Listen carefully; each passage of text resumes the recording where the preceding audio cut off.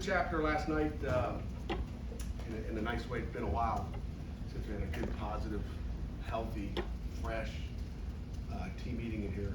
Talk about players of the week and all that stuff and all the positives. It's always fun to have one of those. But again, it's a really good Louisville team. But we'll close the chapter on it.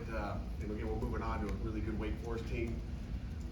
There's a lot of stuff on tape, offensively, defensively, special teams wise, that we can still do a lot better. It's not like we're a finished product yet. We're still learning, still getting better. Defensively, too many long drives, too many drives that continue to go that we should, stop earlier execution-wise.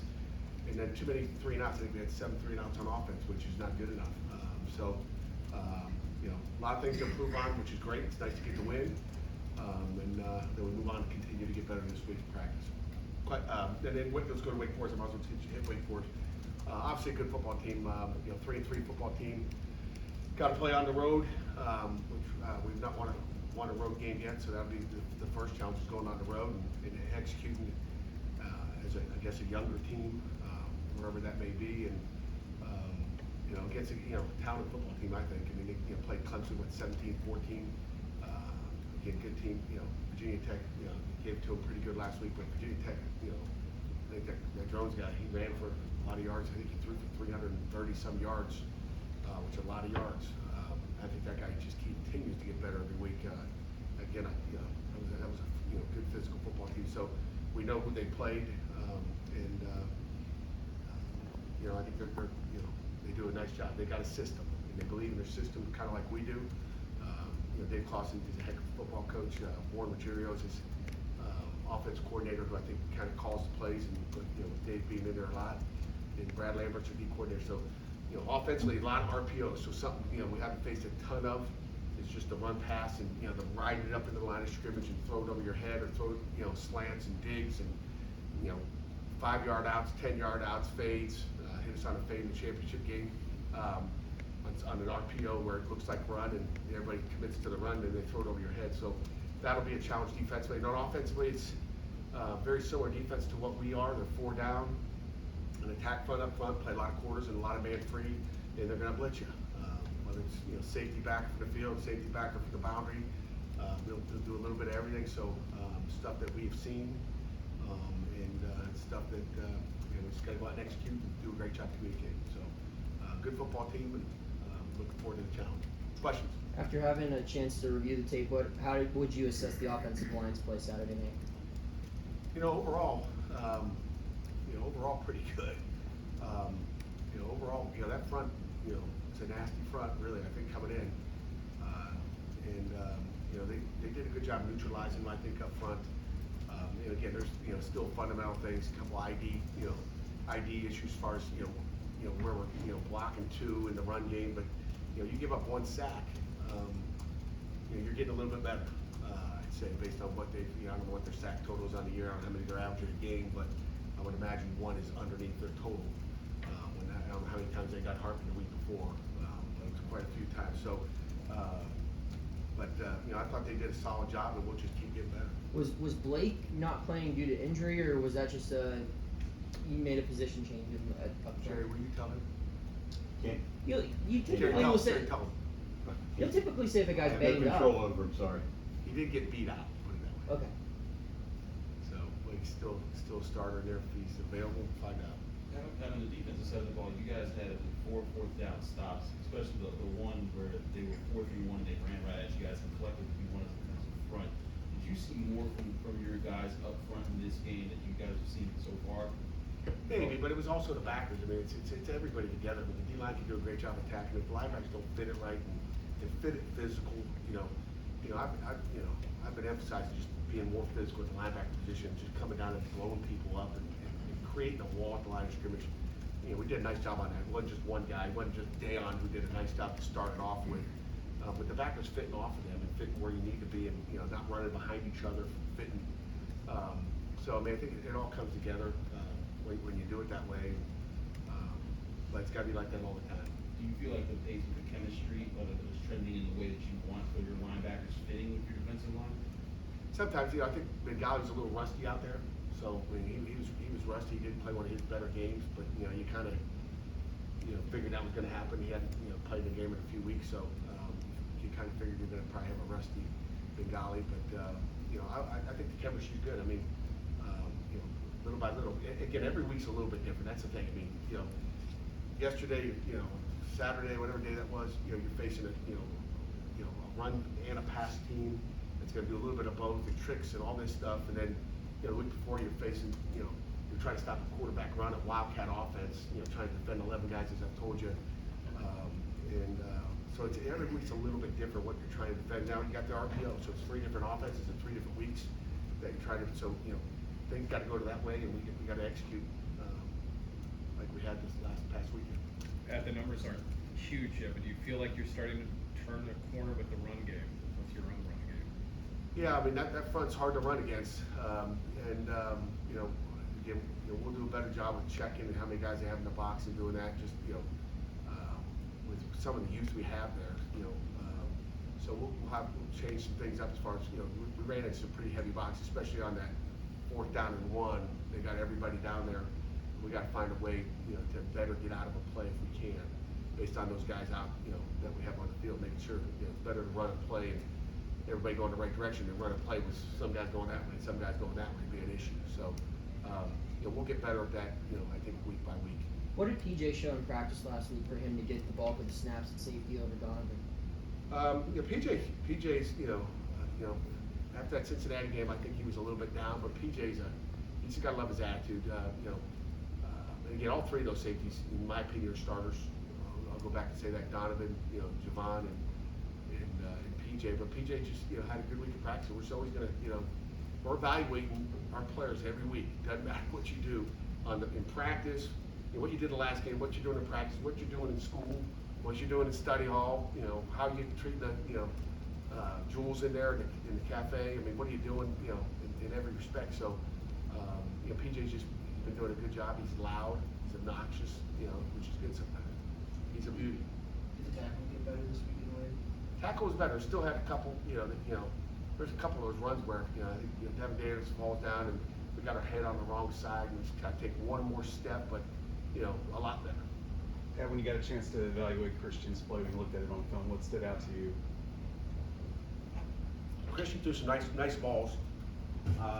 You know, he got the ball out quick as well. And he made, you know, good decisions with the ball. I mean, if you think about the weather and you think about what that other quarterback did, and what our quarterback did, you know, I like the decision making he made. I like where he placed the ball. I mean, especially the Bub one and the Kanate one. Those are 2. But he can do a better job on some of his out routes, which, you know, Coach Siggs will fix his feet and do all those things. But I thought he had a really nice day. That's what I was going to ask you about. I mean, the accuracy is around 50% so far for him this year. I mean, the deep balls look pretty good. Is it Just to keep throwing it deep, I guess. Is there? Yeah, maybe. Is there adrenaline? Do you attribute some of that to adrenaline? Not really. He's pretty smooth and calm out there. I mean, you know, you don't see him. You know, he kind of is like this all the time. So you're not, you know, you're not seeing the wave. But I think it's really more of his feet and how he's pointed, and I think Coach Siggs can get that fixed. We'll find out this week because we'll throw a lot more, you know, out routes just to see, you know, what he does with his footwork. But I think that's just being a young guy and trying to figure it out still. How much did the weather have to do with his being under 50%? I don't know. You know, we had a drop. I mean, he hit, you know, under 50%. I don't even know what his percentage was. I mean, he hit Bub one time on a pass, you know, right here. Those guys made plays for him, but you know, I'm trying to think of some of the other. You know, missed a couple, you know, in the, you know, the out area there, but and then when you throw it deep, you're not going to hit them all. I mean, they talk about being a 50-50 ball, and you know, we threw a couple deep too that were just throws. Some of them were routes. I mean, it's a little bit everything. I mean, one time Bub releases inside, you should be releasing outside. You know, Christian thinks he's ready to come back, and he runs a, you know, vertical route. So there's, you know, those will get all cleaned up. Just, you know, missed ideas. What goes up in the scheming of those kind of deep shots where you guys get the one-on-one looks you want? Like Christian talked about how on the last touchdown to Kanate, you guys, you know, prepared for a zero look to get the outside, get the inside leverage and throw it outside to the line. How does as a coaching staff do you engineer opportunities like that for you? I don't do anything. You know, Coach Siggs does. But you know, it's game plan, knowing what you're going to get, and sometimes you don't. You know, they could have changed it up, and you might have nothing, Chris.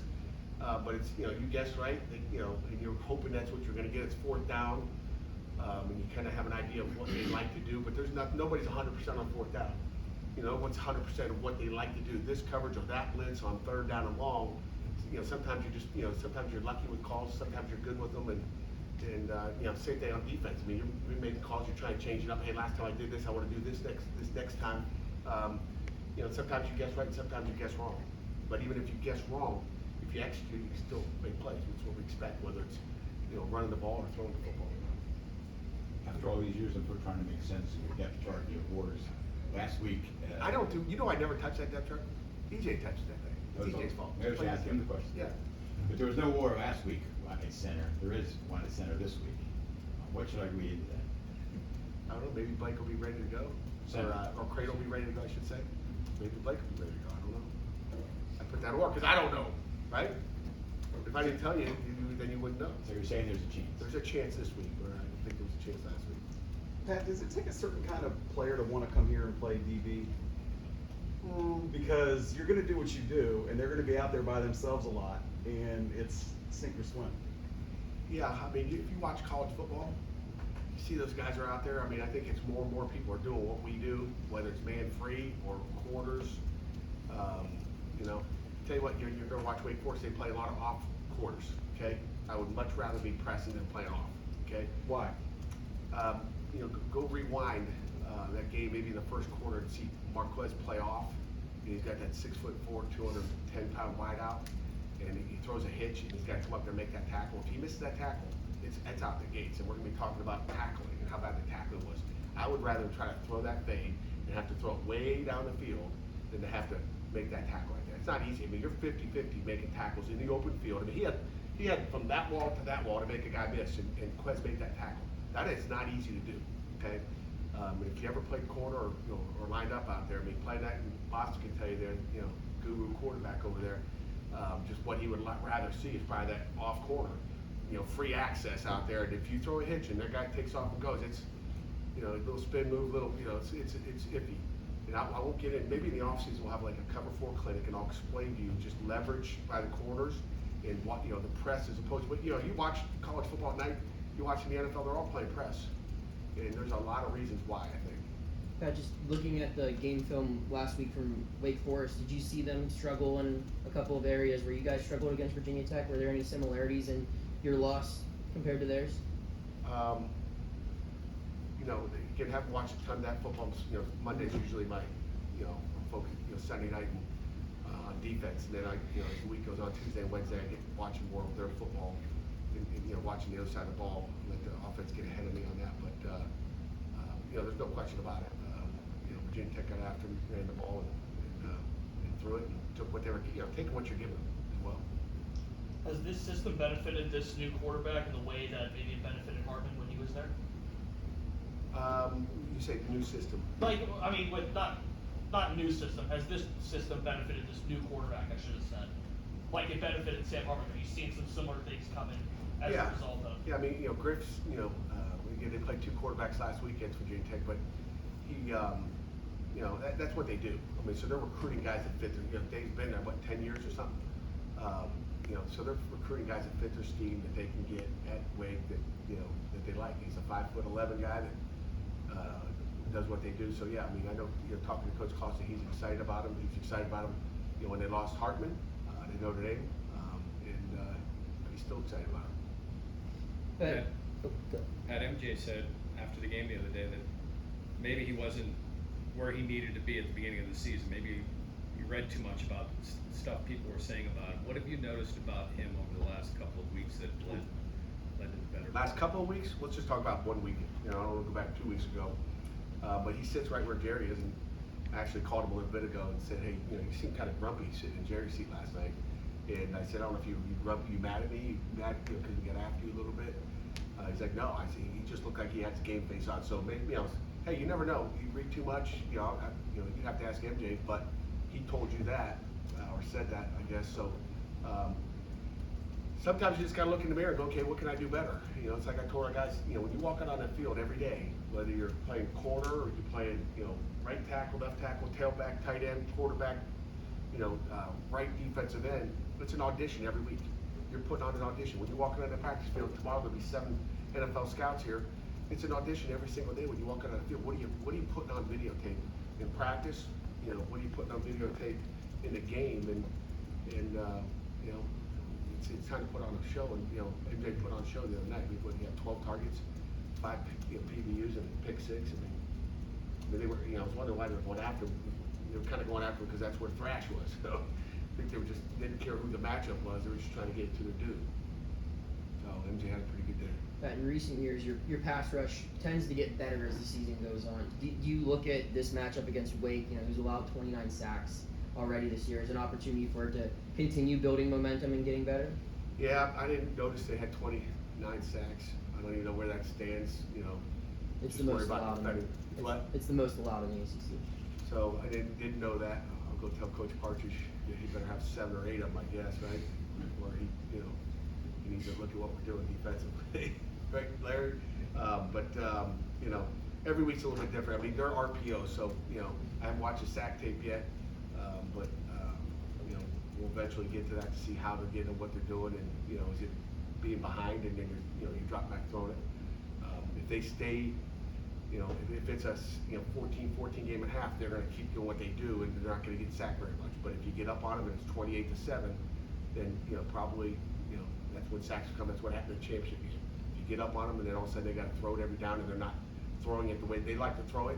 You just build a wall with those offensive linemen and fake that right up the middle and try to dink it all the way down the field. What about Samuel Kumolo? Played most snaps of his career the other night. Obviously, had the big play. Would you expect him to just keep having a bigger role in the defense as you move forward? Yeah, he's been getting better every day in practice, and Coach Partridge calling it out. Last week, like this guy's getting better like every week. I mean, and not just strip sacks and all that. It's more, and again, that was on a screen too. That was people, you look at that play, that was a strip sack. That was a screen. How many people get sacks on screens? But things like that happen when everybody else does their job. The other part of the D line went to go get the screen. The linebacker had himself. Quarterback had nowhere to go on the screen. Couldn't throw it away, and Sammy got him. So, but again, that's a coverage sack on a screen that Sammy got. But Sammy keeps getting better every day, and we expect his role to continue to increase. Any final questions before we wrap up? Jordan Bass played a bit last game against Louisville. Should we expect to see him more this season? Yeah, it's a great question. Jordan, he was so excited. He came up to me, Coach, I got my reps in. I didn't even know he was in there. Matter of fact, when you watch the tape, I usually don't look to say, hey, let me watch how Jordan's doing. Usually I'm looking for all the problems and who screwed up. And when he was out there, I didn't say, what is Jordan doing? So he's just going to keep getting better. We had our, I think I told you Thursday, we sit down and say how we're going to play the plays, and we go down through it, and just kind of talk to Coach Mann and said, give that guy 2 plays. Let him go out there. We're going to need him as we go. Just got to put him out there, see what happens. Don't put him out there for 7 or 8, 10 plays in a row. 2 plays, and then get him out. Let's just make sure he's good. Coach him up on the sideline and get him back out there. So he had 4 plays. He's got an expanded role in special teams as we go, and we're just going to continue to play him and get him ready. Will, you got the last one? Yeah, Pat, I have a buddy working on the story, so if you can help me out here. It's on this, they're going to meet to talk about scheduling later this week. The ACC is football scheduling down the road. Is there any concern as a coach that some of the historical stuff that in between schools, like Georgia Tech and Clemson, for that matter, schools that are close to each other or have long histories together, might be disrupted by this? Yeah, I think so. I mean, I think everybody worries about disrupted. I think that, the ACC is going to try to keep some of those, and I think at some point I think they're trying to schedule where you have again, I'm not sure how they're doing it. I have no idea really what goes on behind the closed doors, kind of. But they're trying to keep some of the things where we'll have maybe some regional teams that would play every year, but then some teams have nobody they regionally play every year, which is odd. You think you'd have 2 teams that you're always going to play for the next 7 years, and then see where it goes from there. But I think they really need to take into account trap. Just to maybe follow up on your scheduling question. Think about travel. We know we're all going to have to go out west. They're going to have to come east. So take that out of it. But I think we just got to make sure that some people aren't traveling too much, and some people not traveling at all. That would be my biggest concern. Is not the rivals, but who's traveling, who's taking buses every week. I mean, it can't be like the Virginia, North Carolina plays, teams playing round robin down there every week. They get to jump on their bus for 15 minutes and go play each other.